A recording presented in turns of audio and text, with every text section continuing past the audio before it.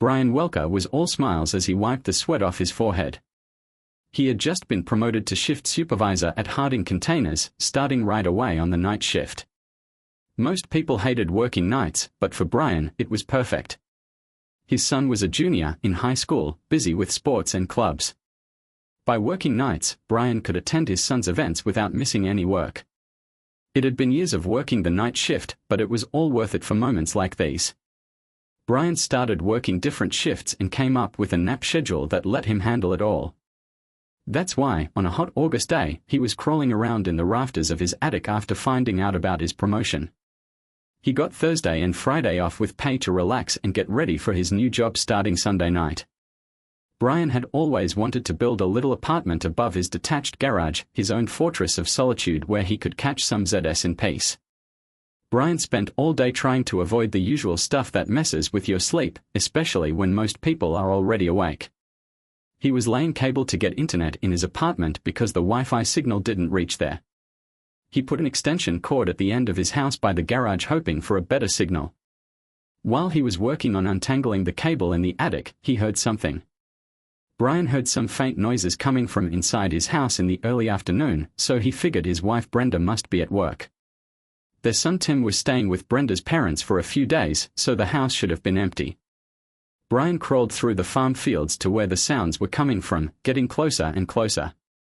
Finally, he realized the sounds were coming from his bedroom. He perched himself above the old air conditioning vent in the ceiling and could hear the conversation much clearer. Brenda was adamant that the vent kept blowing cold air on her at night, giving her a stiff neck. He tried putting the new vent further away from Brenda's bed, but never got around to sealing the old one.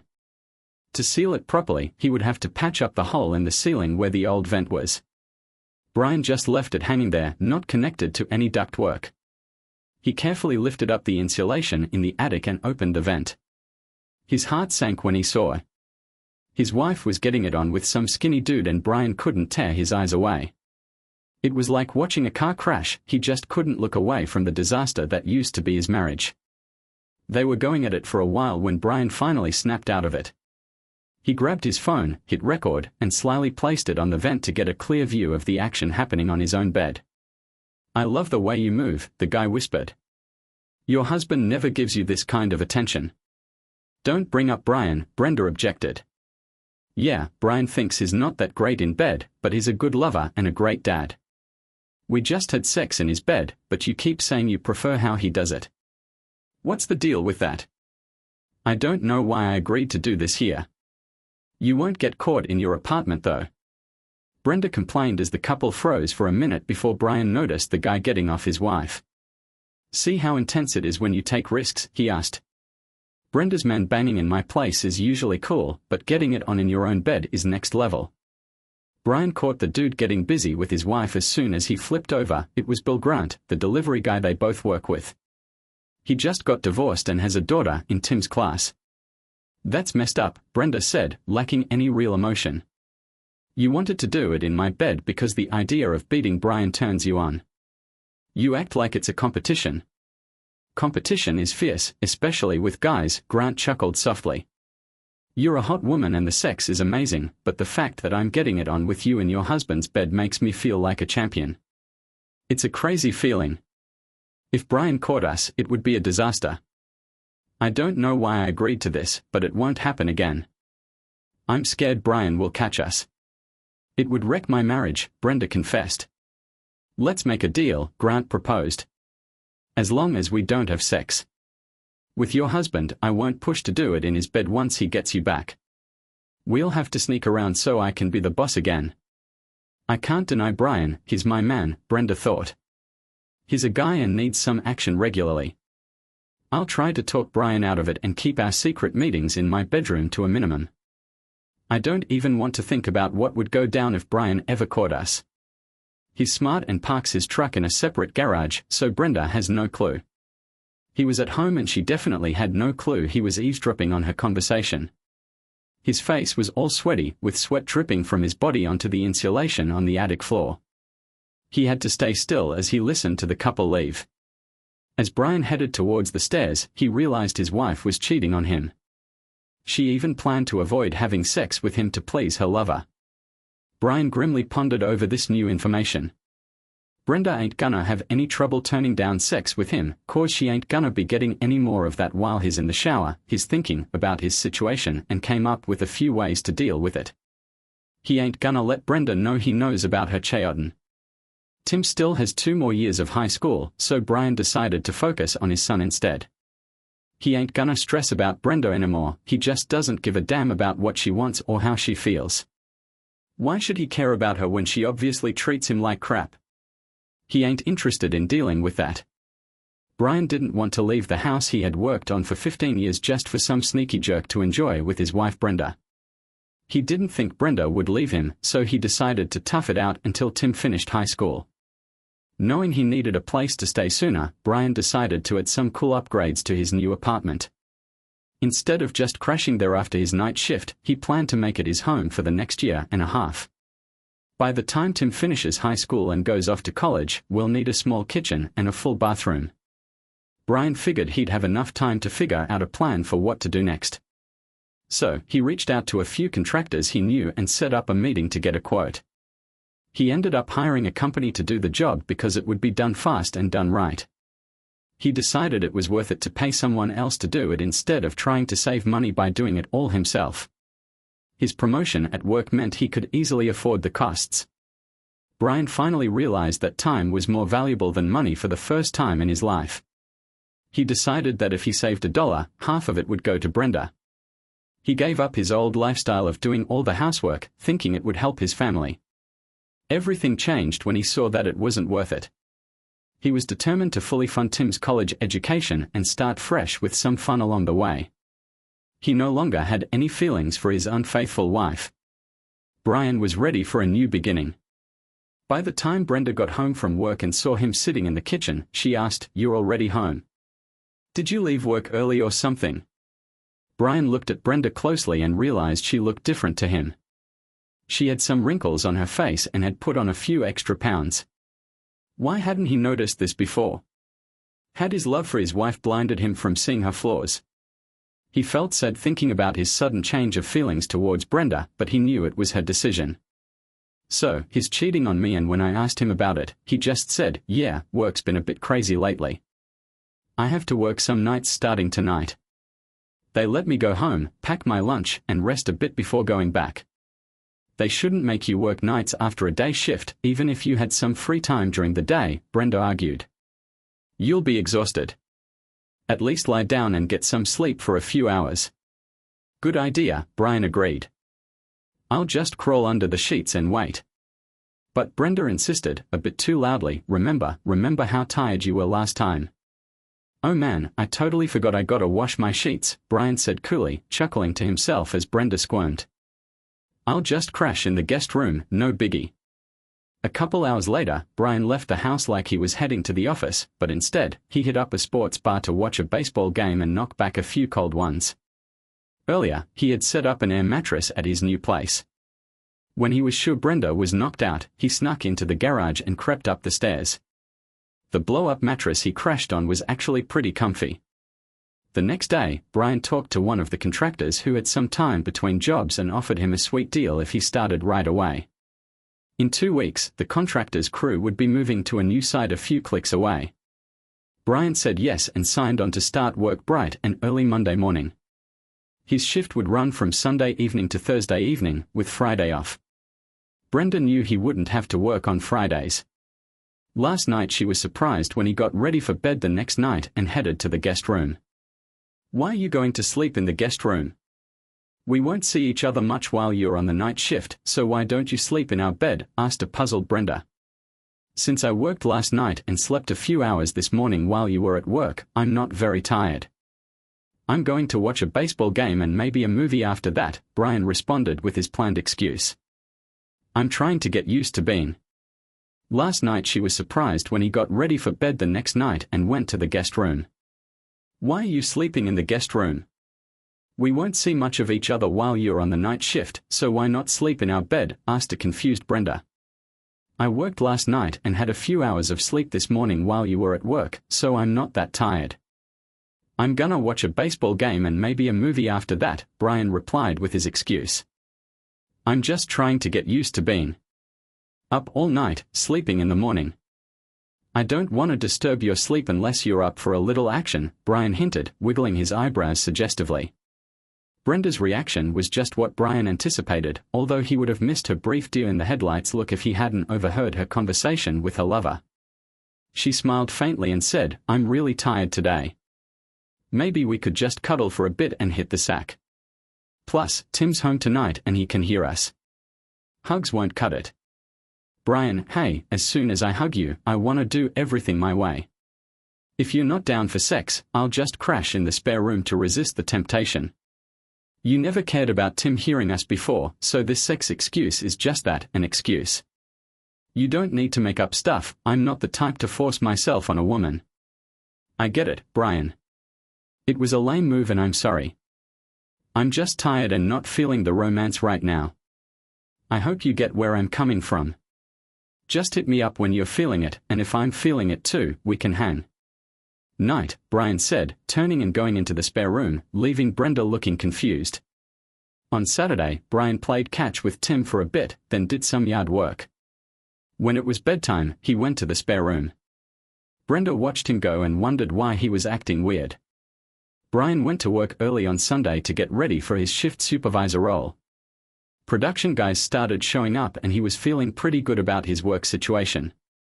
He didn't even bother telling Brenda that he got promoted to foreman because she had her own secrets she was keeping from him. So, he figured he didn't need to spill the beans either. His shift went smoothly and the guys under him seemed to like him. He thought he had a solid team on his hands. The new position meant more responsibility, but Brian had already dealt with all the issues before and knew how to handle them. Brian started his new job without any issues. Brenda was already at work and the construction guys were setting things up when Brian got back home on Monday morning. He had a quick chat with the boss to make sure they were on the same page, then went inside. He crashed out right away, but kept getting woken up by all the noise from the crew working in his place. And to top it off, the landline in the guest room kept ringing and waking him up too. Brian was cursing himself for not turning off the ringer. Brian mumbled a groggy hello. His mother-in-law, Beverly, asked if she woke him up. Brian snapped back with irritation, "Did you call just to check if I was sleeping?" Beverly replied, "No need to be snarky. Bill and I know you're on the night shift, so we won't bug you. If you need help with Tim while you sleep, just tell us." Brian hung up without saying anything, unplugging his phone. He couldn't believe how clueless people could be. It only took a few minutes, but he dozed off again. The construction crew finished their job in less than a week. Brian was blown away by how quickly the contractor did the whole renovation in just 4 days. It would have taken him 4 months. When he woke up on Friday afternoon, he headed to a furniture store and ordered a double bed, a small kitchen table, 4 chairs, and a small sofa. Then, he drove to a big appliance dealer and picked out a large flat-screen TV, refrigerator, oven, and microwave. By Monday afternoon, Brian thinks his bachelor pad will be all set. When he started working full-time, he laughed, remembering how confused Brenda was when she came home from work on Monday and found a bunch of guys running around the separate garage. She went up to Brian while he was chatting with the boss and demanded a private chat to find out what was going on. "I told them to finish the apartment above the garage," Brian said. "I want to be able to sleep all day without people bothering me. I made sure it's super insulated to keep the noise down. No interruptions allowed. Hey, I got a landline phone now 'cause I'll be pulling night shifts for a bit. I figured it'd be great to have my own spot to crash without waking you and Tim. You won't even hear me, trust me." But Brenda kept saying, "You're my husband and Tim's dad, we gotta know you're close by. I'll still go to Tim's baseball stuff and bring him home so we can hang out. Don't stress, we got this. Hey, we are all having dinner together. I mentioned a few days ago for you to give me a heads up when you're in the mood for some special loving, but you still haven't taken me up on my offer. Are you asking me tonight? You're being ridiculous. Husbands are supposed to do more than just get it on with their wives whenever they feel like it. We expect conversation, seduction, and the sharing of ideas. Marriage isn't just about sex, you know. Don't even think about trying to school me on what makes a good marriage. Brian warned me about you. If you ever try to mess with the work I'm putting into this marriage, just know that I can do it better. All you gotta do is tell me when you want me to take care of you in bed. I'm not some damn cow that needs to be taken care of, Brenda snapped. You won't be getting any service from me until you give a real apology. I just want a nice night out at a fancy restaurant with your apologies. Brian grinned big and just walked away, leaving Brenda totally lost. It was easy for her to shut down Bill Grant from then on. Brian was being a real jerk, demanding sex in their own bed. Brenda was worried about his strange behavior. He was acting all off and wasn't paying her any attention. He's always been such a good husband, so she decided to give him a night he wouldn't forget once he apologized for being rude. She knew he couldn't go too long without getting some action. A guy needs to get it on at least a couple times a week to stay happy. Brenda was positive he would come crawling back to her, just like he always had since they first got together. He was too young to stop caring about sex, but by Wednesday, Brian was all settled into his new place. This weekend, we've got 3 days off for Labor Day. Tim's junior year is supposed to start next Tuesday. How do you guys feel about going to the Diamondbacks game this weekend? Brian asked during dinner on Thursday. They are up against the Dodgers and fighting for the pennant. It's gonna be a great game. Seriously, that sounds awesome, thanks Dad, Tim exclaimed. You know I'm not really into baseball, Brenda. I ain't gonna take this offer, I'll just find something to do at home.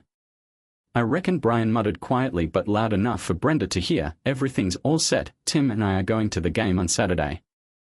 Man, I can't wait to tell Scooter about this, Tim exclaimed. He's gonna be so jealous. He's a huge Dodgers fan, used to live in LA. Why don't you invite him to come with us? Brian suggested. Watching baseball is way more fun with friends, especially if they are fans. I'll give him a call right now. Thanks, Dad. Tim was so stoked he practically jumped up to grab his phone. You really made Tim's day, Brenda, he said. Baseball is such a cool way to connect with guys. Horace is a nice dude, even though his name is kinda wild. Brian shook his head, saying, no wonder he goes by a nickname. Who would name their kid Horace unless they had a grudge? Tim mentioned that Horace's dad passed away from a brain aneurysm 2 years back. Brenda just kept on talking, ignoring her husband's jab at the boy's name. She said that she and her mom moved here recently. I'm moving closer to my parents for the summer because they are old and not doing so well. I'll just call him Scooter and act like I've never even heard his real name, Brian said as Tim came back into the room. Scooter's mom gave him permission to go, which Tim thought was kind of silly. It's gonna be awesome on Saturday afternoon, Tim exclaimed. Tim parked his truck in the driveway of a nice ranch in a good neighborhood. Before he could even stop, Scooter was already running out the door. He jumped in next to Tim as soon as the pickup was safely parked. Mr. Welker, Mom, Tim greeted. She says she wants to meet you before we head out. I think she just wants to make sure you're not a psycho killer. Scooter suggested it. No worries, Brian replied, hopping out of the truck and walking up to the house. He rang the doorbell and was greeted by a slim, ordinary-looking woman around his age. With a quick glance, Brian noticed that her legs were her best feature, muscular and perfectly shaped. Her jogging shorts gave him a good view to admire them. Her stomach was flat too. Her boobs were practically pushing her shirt away from her body. My legs ain't too bad compared to the rest of me, right? Scooter's mom asked Brian, who was totally confused. Yeah, Brian agreed, seeing the smile on her face. You've got some great legs. Do you think I should let my son go to a baseball game with a guy who can't stop checking out every woman he sees? The boy's mom challenged. I'm trying to raise a gentleman. Brian saw the laughter in her eyes and just knew that he was in for an interesting conversation. She was messing around with him, so he decided to go along with it. What you're really asking is if you should let your son hang out with a guy, considering that checking out women is a big part of being a man. Brian replied with a smirk. He needs to learn to respect the ladies. I'll teach him what to look for and how to do it. And of course, I hope you won't be too obvious during these lessons you're giving to Horace. The woman, still smiling, objected. The first thing I'll teach him is how to win. Anyone who calls him Horace, except his mom of course, Brian joked. My son will learn to be mean to people who call him that, and also to appreciate women's legs. Does this explain everything well enough? Not even close, Brian answered. I'll teach him how to discreetly check out butts and boobs. It's important that he gets a well-rounded education and doesn't get too fixated on just one part of a woman. That's a huge relief, Scooter's mom replied, earning even more respect from Brian. Hey, have a blast and don't worry, Scooter will give you a shout if you're running late. By the way, I'm Gertrude. Seriously, Gertrude. What do your pals call you? Brian inquired. Oh, for my guy friends, I go by Minx, Raven, Candy, or Bubbles. But my pals call me Gertrude, the woman replied coolly. I kinda dig that. I'm Brian, and we're gonna be buds. So, I'll call you Minx. I'm not surprised you like that name, Gertrude quipped before bursting into laughter. Horace can tag along with you anytime. Hey Tim, your humor is awesome. I knew your parents would be cool with you coming to the game since you're such a polite guy. Thanks for inviting him, we're big baseball fans in our family. I used to go to tons of Dodgers games back in the day, my dad even played in the minors before I was born. He was good, just not good enough to go pro. Gertrude is a solid dude, so I'll make sure he gets home safe. Have a good one, MX. Just joking, Gertrude argued. You'll always be a wimp to me, came the quick reply as Brian turned and headed back to the truck. Brian had a blast playing Scooter, managed to catch a random ball, both boys ate way too many hot dogs and drank too much soda. They passed out in the back of the truck before Brian could even leave the parking lot. When they arrived at Scooter's house, Brian carefully woke the boy and walked the sleepy teenager to the front door, where he was greeted by a smiling Gertrude. He probably had too many hot dogs and soda. Brian totally owned up to it, he was at the ball game, replied Gertrude. Thanks a bunch for picking him up and bringing him back safe and sound. I was so relieved. Scooter is a cool dude, Brian added. Catch you at the boys' games. Brian got into a good routine that worked for him.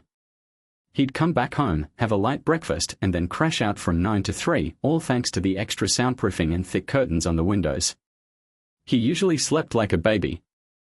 Brenda sometimes griped that he always slept in his man cave, even on weekends. She stopped talking about it when Brian asked if she needed his help. Brian figured she was afraid Grant would try to hook up with her in her bedroom and she didn't want to get caught. This worked for Brian because it showed she wasn't planning on leaving him yet. His plan to stay married until Tim finished high school seemed doable since his job as a foreman was less physically demanding. Brian even bought a home workout machine that promised a full-body workout, which he liked. Hey, guess what? It actually worked like they said it would. As long as he kept at it and used it regularly, things started to fall into place. He made sure to show up to all of Tim's baseball practices, and pretty soon the coach had him helping out with a few kids on the side. While the coach was busy with another group of players, Tim was doing well and showing some improvement. But Scooter really caught Brian by surprise. He had some talent from the start of the season, but he was a bit unsure and shy. Brian worked with him as much as possible, even spending hours on weekends training at a nearby park. Eventually, Brian decided that since he was improving, it was worth the effort. If he wasn't getting any action, he might as well release some stress by playing baseball with the guys. As Scooter gained confidence, his game improved big time. By midseason, Scooter was hitting balls and playing shortstop like a pro. Tim held down center field and batted third. Brian was super proud of both boys' success. One thing Brian couldn't ignore was how some of the moms were starting to pay more attention to him. For some reason, his jokes really had them cracking up. Everyone always talks about how great he is with the kids. Some of the moms even bake stuff for the team, but they always make sure he gets a piece. Tim and Scooter are tight, and Brian spending time with the boys led to him and Gertrude hanging out more. Brian thinks she's a cool friend with a good sense of humor, so he decided to ask her if she noticed his mom getting more interested in him. I know I might sound a bit nuts, but I have to ask you. Hey Brian, can I ask you something kinda personal? Gertrude quickly replied, what? I didn't ask that. Brian confessed, yeah, when guys say a question is personal to a lady, aren't they usually asking about her boob size? Yeah, that's usually the case, Brian agreed with a laugh. Anyway, I was gonna ask if you've noticed that some of the moms have been acting different towards me lately. Don't you think they've been a bit friendlier recently? Well, look at you, Mr. Observant, Gertrude fired back. You don't really have a clue, do you? I'd need more details on what you're talking about before I can answer that. Brian replied, pondering the question. I get the whole strategy of playing in the infield. I know you never win in the first or last inning. And at third base, you don't mean those baseball sayings, do you? No, I'm talking about the unwritten rule of not cheating or stealing bases when you already have a big lead, Gertrude joked. Yo, listen up. If you were paying attention, you'd know that the friendliest moms on the team are single moms. You're a good dad, a nice guy, and you've got a decent job. That makes you a pretty attractive catch in their eyes, Gertrude explained. But I'm married, wouldn't they care about that? Brian questioned. Nah, that's why they haven't tried to seduce you yet. No one has made a move, right, answered Scooter's mom. Like, come on, as if that's ever been an issue, Brian shot back. I'm married, so obviously I can't be a good match for anyone.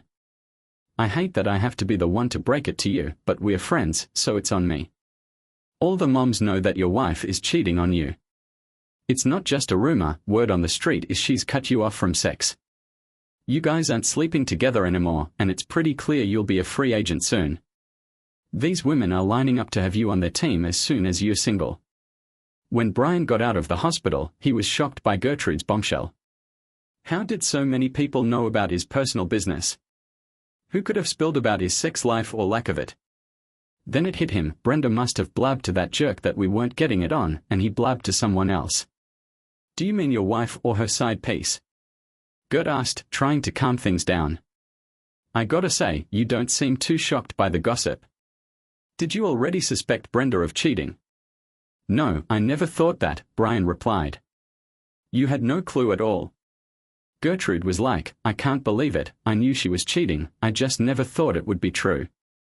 And then Brian goes, yeah, you surprised me. How did you know and not suspect anything?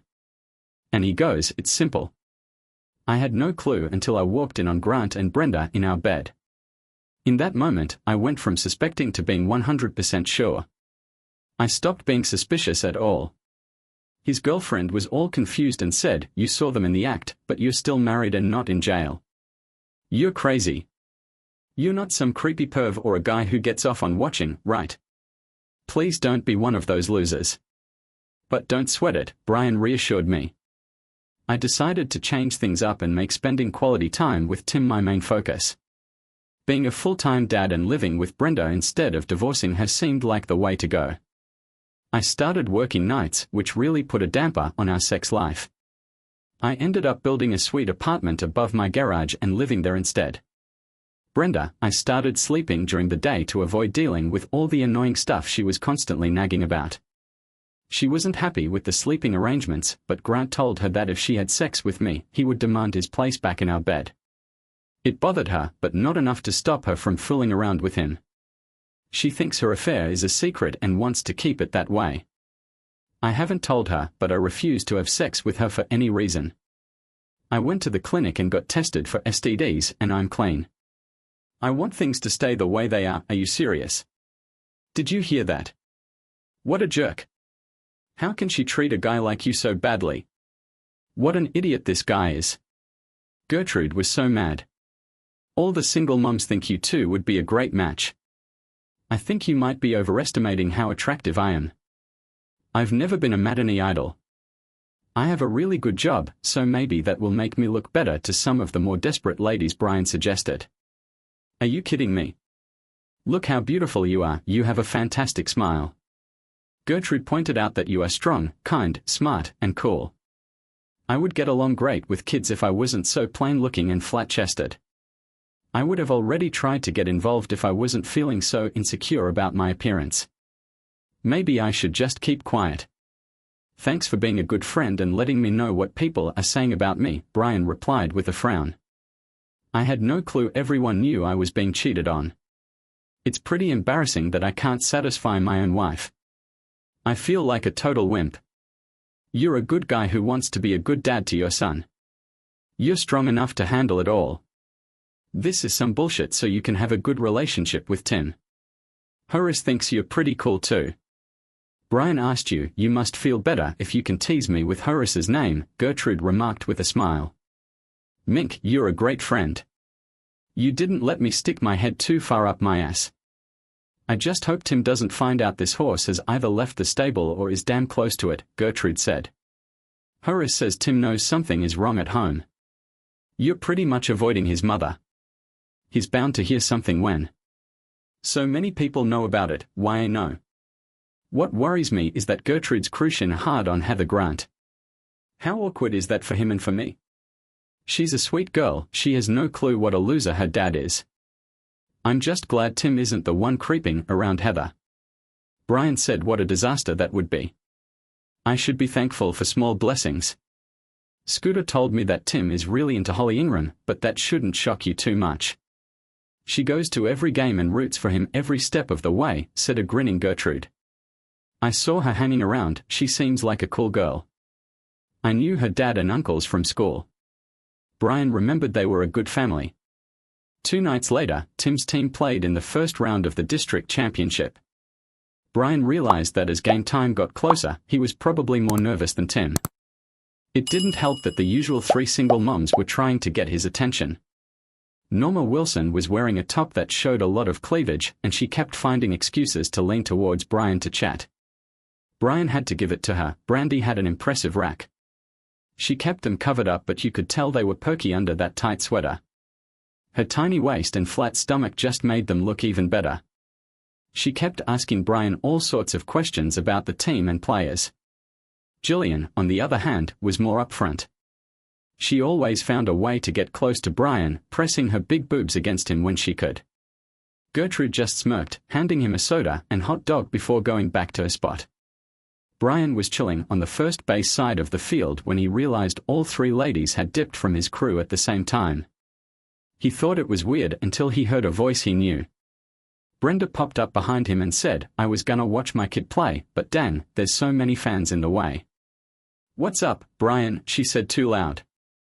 The game ain't started yet, but Tim's looking good in practice, Brian replied. Trying to dodge the question, nice try, Brenda snapped. Why were all these women all over you like flies? Good thing you're not allergic to silicone. If you want me to explain how women think, you're out of luck. I have no clue, Brian admitted. I'm even surprised you're here. My son's in a big game and I'm here to cheer him on. Obviously, there are other moms here, and some of them aren't just here for their kids.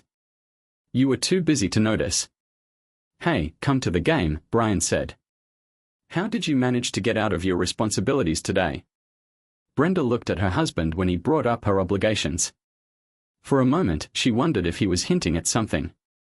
But she quickly brushed that thought off. If he had any suspicions, he would be really mad and confrontational. The only thing she knew about Brian was that he wouldn't tolerate her betrayal. If he had found out, he would have made it very obvious. I cleared my schedule, this game is a big deal. Hey Tim, I haven't seen much of you since you started working the night shift. I figured it would be nice to hang out together and support Tim, Brenda said as she and Brian sat in the stands. She couldn't help but notice a few other moms giving her dirty looks. Brenda wondered what she had done to piss them off. This was her first game and she hadn't interacted with any of them before, so she was stumped. They wouldn't like her. Then Brenda saw Gertrude sitting off to the side like always. She didn't really do anything to make herself stand out, but Brenda did notice that her hair looked professionally done and her legs looked great in those shorts, even though they were kinda short, especially with the cool weather. The game started and Brian was focused on the field. The first 2 batters struck out before Tim even got up to bat. Brenda started to worry about her son when she saw how fast the first pitch was coming at him. Man, that last pitch really got to his head. The second pitch was low and outside, but Tim still managed to hit it solidly and get a stand-up double to first base. The next batter, Scooter, looked older, stronger, and more confident than last summer.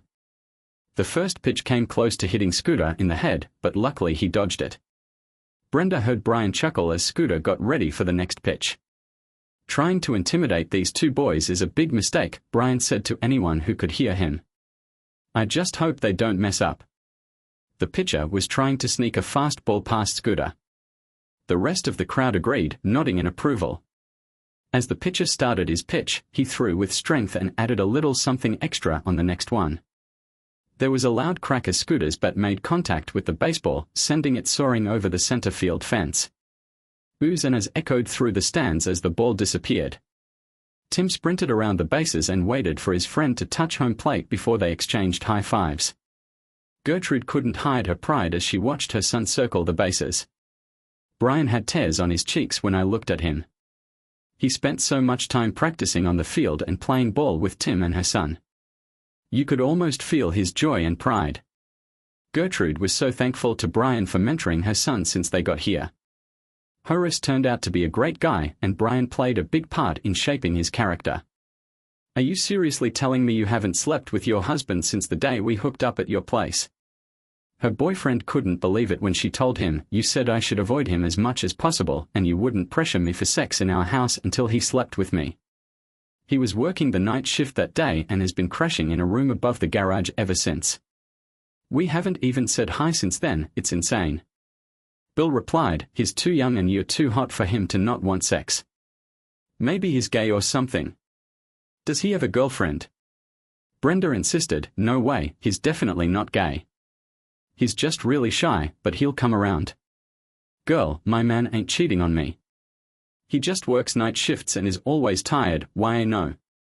He only really comes around for dinner unless it's the weekend and is busy working in the yard. A regular guy like him, married to a babe like me, wouldn't dare give me up, even if he's out there working his butt off 18 hours a day. Grant thinks he's up to no good, but trust me, this is gonna make things easier for us to talk about. He gets his, I get what used to be his. Brian would never do me dirty," Brenda said with confidence. "He takes our marriage vows seriously. He ain't the type to go messing around and getting involved in shady stuff." "Hey, what do you think you're doing?" Bill demanded. "Oh, this is just a temporary thing," he replied. He was too busy with work and Tim's baseball game to pay much attention to me. I deserve to have some fun too. I work hard running the house, cooking, and working full-time, Brenda reasoned. "We both know this won't last long," Bill smiled as he considered Brenda's words. "I guess you're right. Let's just enjoy the sex while it lasts. Can't wait for the day when I can dominate you in bed. It still gets me going." When Brenda thought about what Bill said, she got worried. She saw two girls flirting with Brian, who had some really hot women with big boobs and toned bodies interested in him. Brenda knew she had to defend her marriage against these hoes. Then she saw Gertrude sitting by herself. Brenda came up with a plan and sat next to Gertrude, saying, "Hey there, Gertrude. Fancy seeing you here. How's the baseball game going? That player is such a sweetheart, you should be proud of him." "I'm proud too." Gertrude mentioned that Tim is doing really well too. Brian's time with them is paying off. He was a great mentor to Horace. "Yeah, Brian is too nice sometimes," Brenda said, seizing the opportunity to make her proposal. "Have you noticed those busty blondes always hanging around him? I wanted to ask if you could help me. I know Brian wouldn't stray under normal circumstances, but he's a man and those women are always flaunting their assets." "Girl, those girls are all up on him. What should I do?" Gertrude asked. "Just spray them with cold water if they get too close," Brenda replied. "I can't make it to most games and practices because of work, so I'm counting on you. Brian won't be interested in you anyway. If you just stick around when I'm not there, I'd really appreciate it. I'll talk to Brian and make sure he stays closer to you and pays more attention. These home-wrecking bitches. I think he's checking you out and hopefully you'll just back off. I know it might be uncomfortable for you to play along, but there's a good reason for it. You could have saved our marriage. Let me get this straight, Gertrude, you're worried that these hot single moms might try to steal Brian away, so you asked me to step in for you when he's at games and practice. Do you think I'm a successful single mom just because I don't have big boobs and I'm not super attractive? Hey, I never said you were sad. I just know Brian, and for some reason, he's more likely to go for a busty cheerleader than you. You would be the one to keep him faithful. So, do you think cheating is a deal breaker in a relationship? Gertrude asked, pondering the question. Would it really be that bad if he hooked up with a few other girls as long as you were still his main squeeze? Are you kidding me? Brenda objected. I love my husband, but cheating is a deal breaker for me. That's where I draw the line. Breaking the marriage agreement. I could never deal with cheating. In my books, that would be the end of the marriage. You need to understand where I'm coming from. You've been married for so long, you know what loyalty and commitment mean. It's only right that cheating breaks the marriage agreement, Gertrude admitted. I have to agree. I need to go see Brian. Can I trust you to keep an eye on him when I'm not around? Brenda asked. Oh yes, Gertrude replied with a smile. Just make sure you explain everything to him. Hey Brian, I'll do what I promised. Who else can keep a decent guy like you from straying than a plain, boring, flat-chested woman like me? I wouldn't put it so harshly, but you pretty much nailed it. Thanks again, Brenda said as she walked off to meet her husband. Brenda wanted to have a chat last night before I went to work, but Brian was busy with practice the next day. The thing is, there are too many hot single moms hitting on me. She thinks I'd be safer sticking close to you, or as she calls you, minx. Hey Gertrude, why don't I feel more at ease around you? You're a smart cookie, you know that you can never feel safe around a single woman, no matter how small her boobs are or how plain she looks, Gertrude jokes. Scamp, you're one of the most attractive women I've ever met, Brian replied sincerely. You're the whole package, not just silicone and bleach. Wow, you're making my job harder.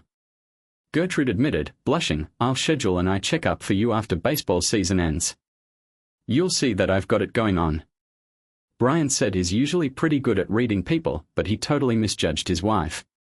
She might have underestimated him too, who knows, Minx replied with a smirk. Only if you actually think I'm hot, she added jokingly. Brian found it funny how the single mothers reacted to Minx sticking by his side. They spent a lot of time together chatting and laughing. Most of the women were shocked and then let down. But it didn't take long for Minx to cut him out of the group during their training session. The team was surprised. The next game is in Middleburg, which is a 3-hour drive away. We decided that the team will head there the day before the game and stay overnight in a hotel. Hopefully, the boys will be well rested and ready for the game.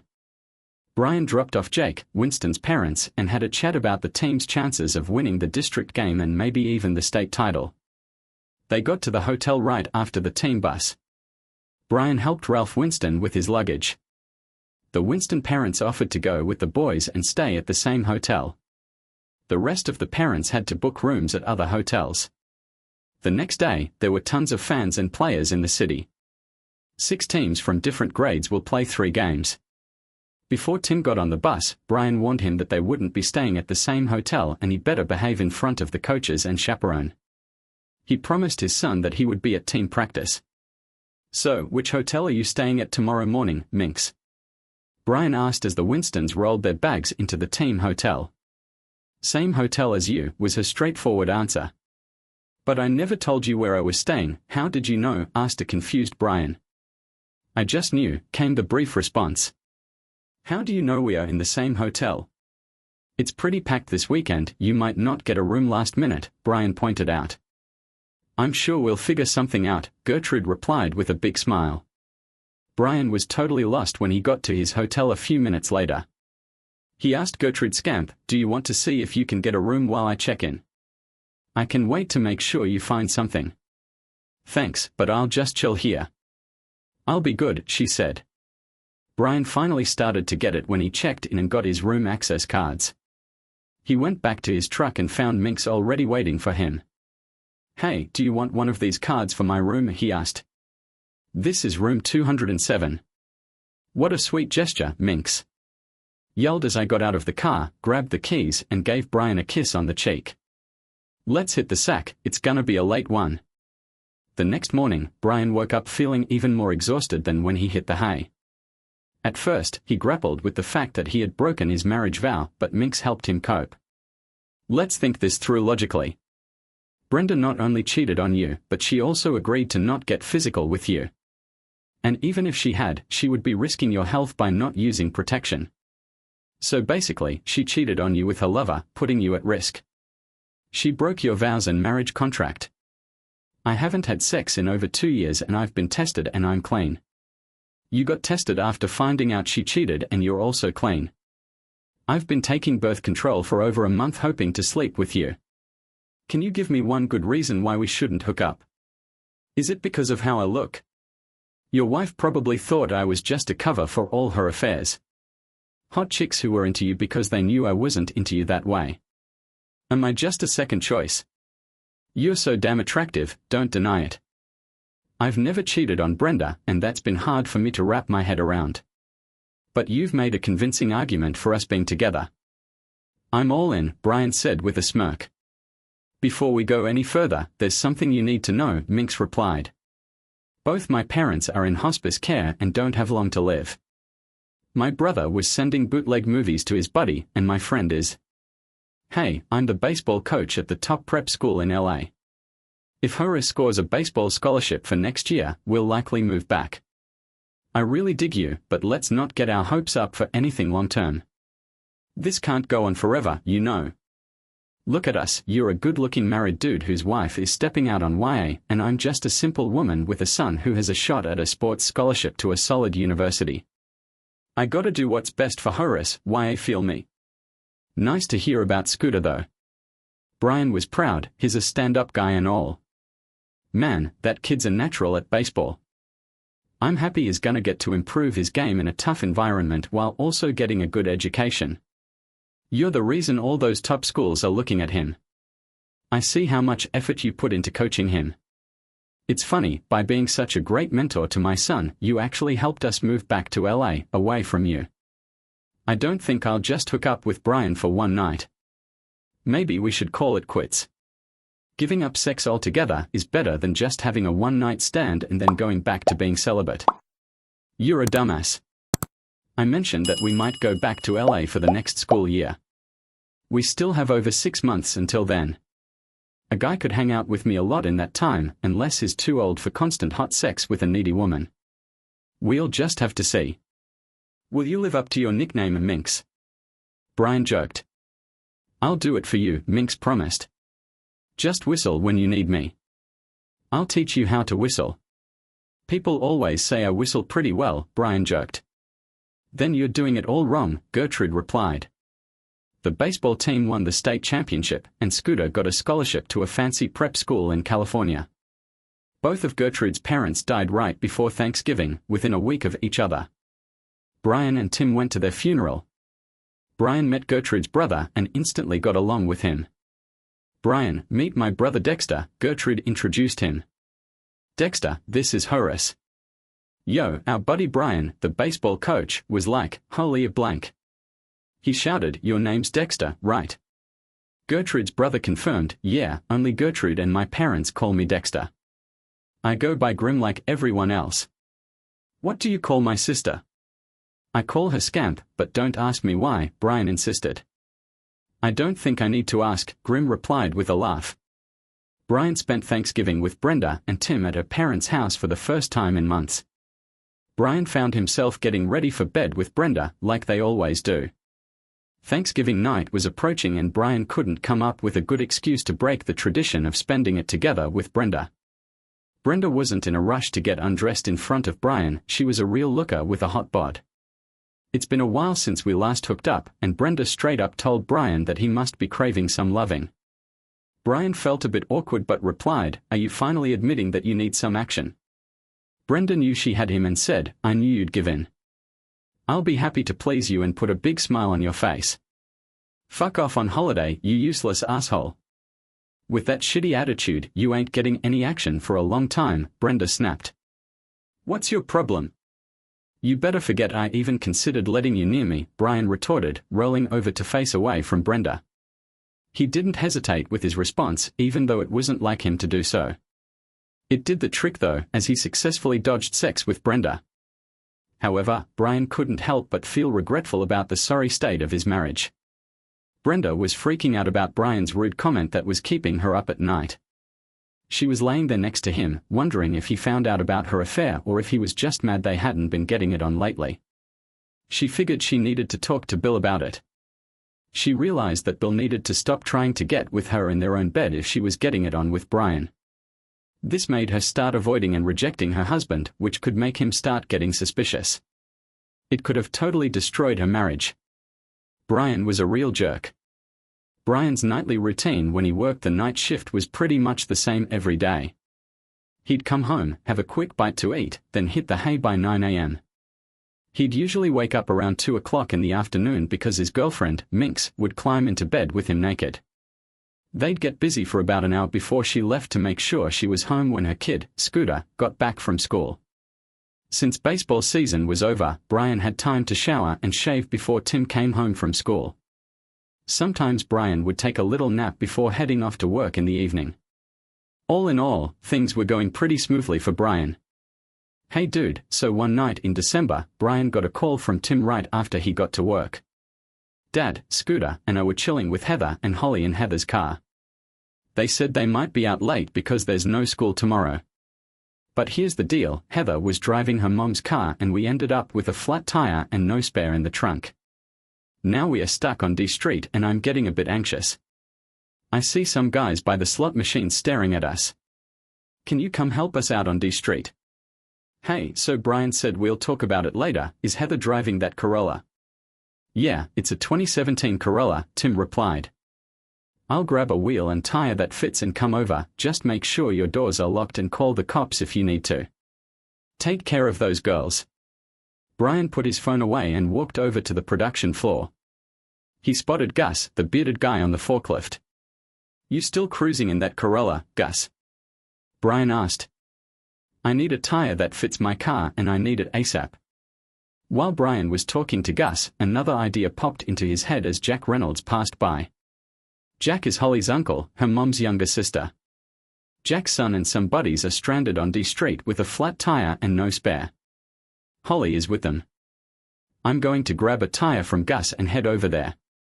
It would be great if you came with me. I have a proper spare tire, not some crappy donut. Gus said, let's take my car and go there right now. Jack, Gus, and Brian quickly went towards the door that leads to the parking lot. They were worried about kids being in that sketchy part of town late at night. It wasn't a safe place for good kids, especially teenage girls. Meanwhile, Brenda was cozied up in bed, feeling warm after messing around with Bill. Suddenly, his phone rang and he saw it was Heather calling. Damn, I gotta answer this or she'll flip out on me for ignoring her, he thought. Brenda could only hear bits of the conversation, but she was still concerned about what she overheard. What the hell are you kids doing there? Well, that's too bad. These boys are old enough to handle a little problem like this. Call Trier, it's not my fault your mother is too dumb not to keep a spare tire in her car. Brenda asked as soon as Bill disconnected the connection. What was all this? Nothing to worry about, was Bill's response as he reached out and caressed Brenda's firm BS. Heather has a flat tire but she calls Trier to get it fixed. Several young hoodlums were hanging around Heather's car when Brian and his friends arrived. Friends rolled up behind her and Brian jumped out of the car, grabbed the jack and tire iron from Gus's trunk. Gus brought the spare tire while Jack knocked on Heather's window and signaled for her to roll it down so he could chat with her. You all just sit tight while we fix this tire, if those idiots start anything, we'll handle it. Holly, you'll have to come up with an excuse for why you're on D Street. Brian carried the jack to the flat tire and slid it underneath. He twisted the wrench until it was tied against the frame, then went in front of the tire to loosen the lug nuts.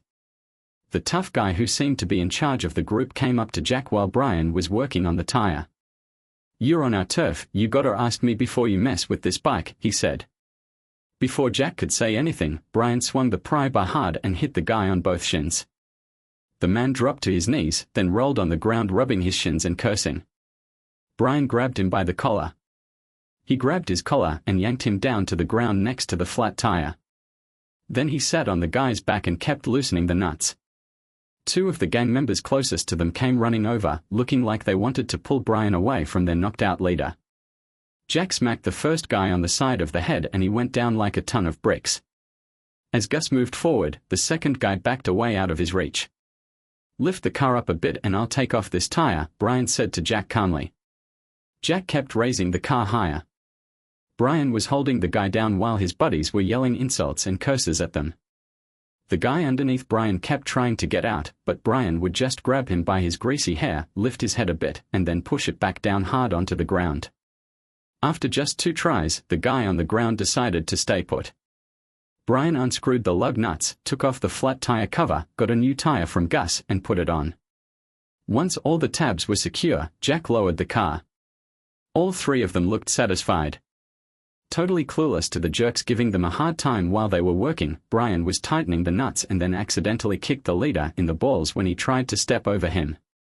"Are you idiots talking to us?"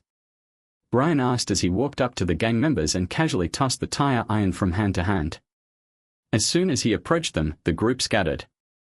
"You guys better get the hell out of here," Jack said as Brian pushed the gang away from the car, making sure not to run over those idiots lying on the ground.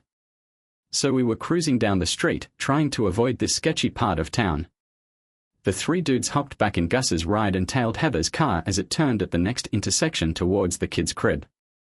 "Man, I can't believe you smacked that idiot in the shin like that," Gus chuckled.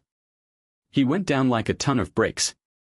"Thanks for letting me tag along," Jack chimed in. "My arm's killing me, but it was satisfying to clock that punk in the noggin." "So you were just chilling on your ass while Gus here changed the tire?" Jack teased. I couldn't stop laughing. The guys were still cracking up. Man, as they were heading back to work in the morning, they were just chatting about their wild experiences. By the time they got back to their shifts, the story had already spread all over the plant. Stories of bravery and excitement always hit the spot, especially during those late-night shifts. They helped pass the time and gave everyone a break from feeling tired or sleepy. When Brian woke up, his girl Minx hopped into bed with him and gave him a long, passionate kiss. She was but naked and clearly craving some action. "Horace filled me in on what went down last night. Apparently you were amazing. Thanks for stepping up like that. Take good care of the kids," Scamp blurted out. "You're about to get lucky. I would have come earlier, but I had to wait until Horace and Tim went to see the girls since they didn't have school today." Brenda had only been at work for an hour when Sue Blaine approached her at the water cooler. It was clear she wanted to talk about something. "I overheard Brian, Jack Reynolds, and Gus Benson making fun of some wannabe tough guys hanging around the kid's car on D Street. I heard they got hit in the shins, beat the crap out of a punk with a tire iron real quick. Brenda figured it all out last night. Heather called her dad for help but he blew her off, saying her problem was bigger than she let on. Sue mentioned something about children, so Holly, Horace, and Tim were probably involved. Brenda asked what she heard and said she wanted to see if the rumors were true. By the time Sue finished telling her what the gossip was saying, Brenda was intrigued. Sue was pissed at Bill Grant, but she kept it on the down low. She asked him for help when things were about to go south, but Bill just shrugged it off. Brian, Gus, and Holly's Uncle Jack stepped up like real men, looking out for the kids and getting them out of a tight spot. Meanwhile, Bill was too busy getting it on with Brenda to give a damn about his daughter's problems. It's messed up that she slept with a guy who wouldn't lift a finger to help her and her friends, including Tim. Man, she was really hurt. How could she stoop so low? Brian was way better than Bill, like 10 times better. The messed up part was Brenda knew this from the start. Why did she even get mixed up with that selfish jerk? Early that morning, Brenda caught Bill in the break room, snacking while his truck was getting fixed.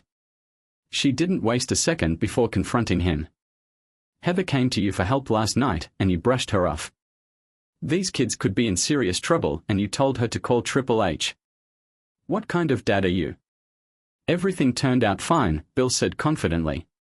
"Your husband and his friends came through in the end, so what's the issue?" Brian responded angrily, "You acted like a real man turning your back on your daughter. My son was in that car. If your idiot husband is so great, why are you messing around with me when he hasn't touched you in months?" Bill chuckled, "You pathetic jerk. Being a man has nothing to do with you, Brenda." Brenda shot back, "I'm more of a man than you'll ever be. It's over between us. Don't ever try to speak to me again. Bill just told me he doesn't want anything to do with me again. He said there are plenty of married women out there looking for someone like him. If I change my mind, I know where to find him. He said he'll still hook me up if I ask nicely." I started crying and ran out of the room.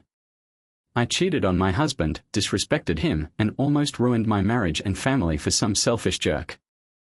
I just pray Brian never finds out how dumb I was. I need to get my act together. Minx had just finished with Brian when she heard sniffling behind her. Surprised, Minx turned around to find Brenda watching her with tears streaming down her face. "How could you do this to me?" Brenda exclaimed.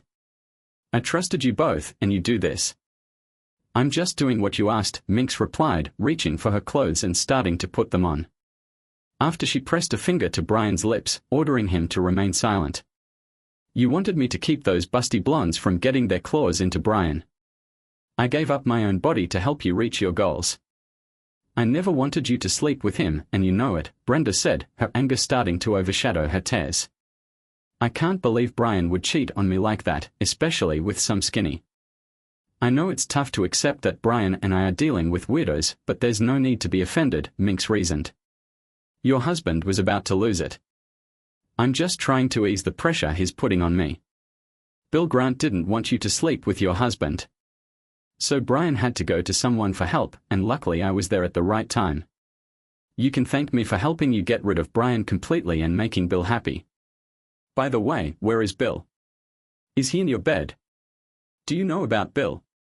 Brenda exclaimed. "Well, yes," answered Minx.